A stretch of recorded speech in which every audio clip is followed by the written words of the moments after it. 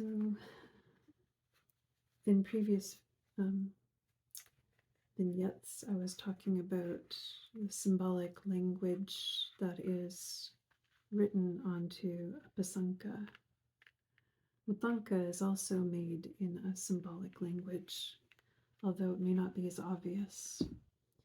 You know, what seems to be to people a representation of a human form is actually not a human form at all.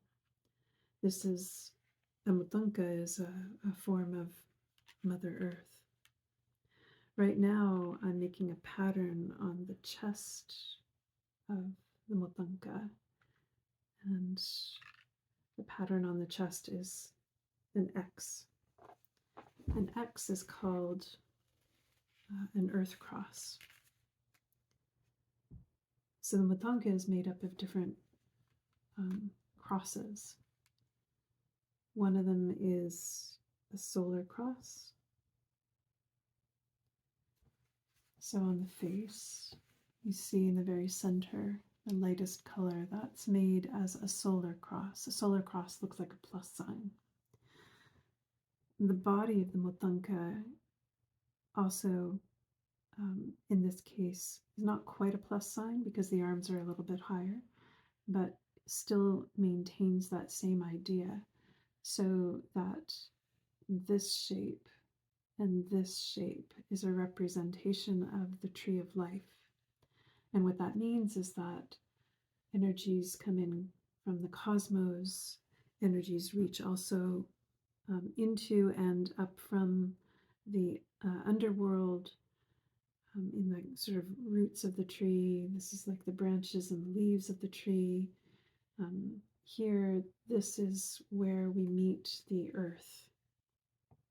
And it's the reason that I keep the arms here is because it's also representing the heart. And through the very center of the heart is the earth cross. The earth cross is the X shape.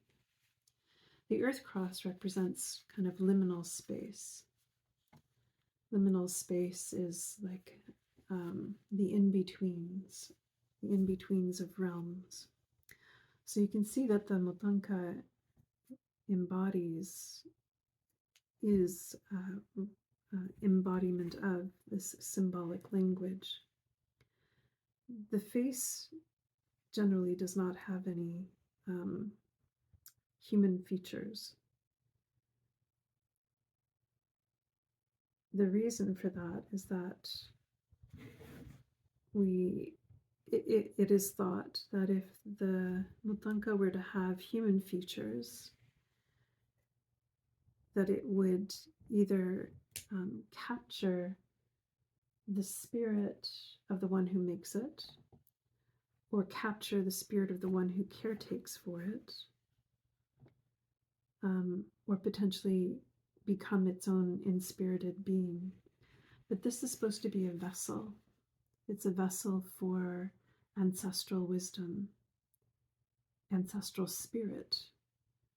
It's a vessel for your prayers and your intentions, the ones that you put into the making of this talisman. So it's a vessel, it's a talisman. Some people call it a doll.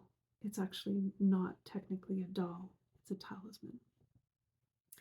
So in that symbolic form, as I'm doing the making of the Motanka, I'm not just thinking about what the Motanka is going to look like. You know, do I want it to be pretty? I'm actually more thinking about the energies that the Motanka represents and embodies, and how I'm going to depict those energies so that when people are interacting with the Motanka, in this case in the exhibit, their interaction with it will elicit some sort of feeling, sense, deeper knowing within them. And that feeling is what I want the Motanka to embody. Because it's a representation of the ceremony that I did, and it's an honoring of the land that I worked with during that ceremony. My hope is that when a person interacts with the Motanka in the exhibit, without me having to use too many words, they'll already have a sense, a feeling related to that ceremony and to that piece of land. That is called relational art.